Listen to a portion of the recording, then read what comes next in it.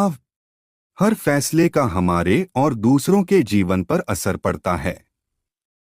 फैसले कभी अकेले नहीं आते और जाते, ये हमेशा अपने साथ एक असर या यूं कहें कि और जाते परिणाम लेकर आते हैं।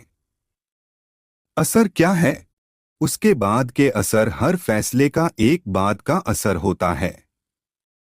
मैं यूं ही कोई फैसला करके यह उम्मीद नहीं कर सकता कि उस फैसले का कोई असर न हो।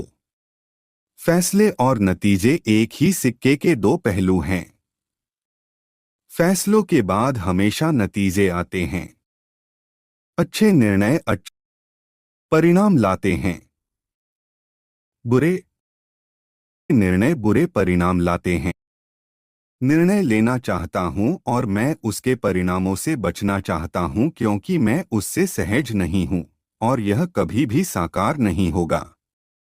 अगर मैं अपनी सीमा से ज्यादा मीठा खाऊंगा तो मुझे मधुमेह होने की संभावना बढ़ जाएगी।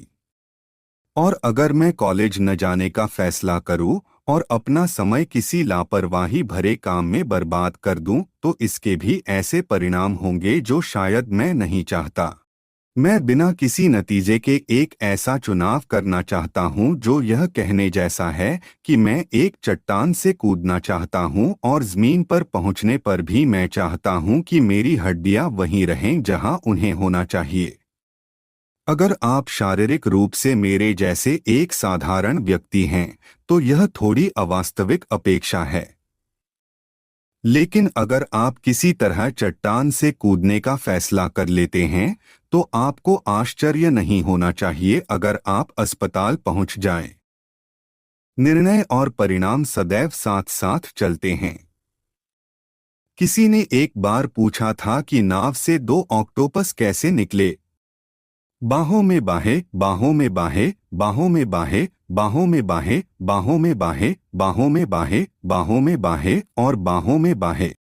निर्णय और परिणाम भी हमारे जीवन में साथ साथ चलते हैं और सिर्फ 8 बार नहीं बल्कि उतने ही बार जितने निर्णय आप अपने जीवन में लेते हैं।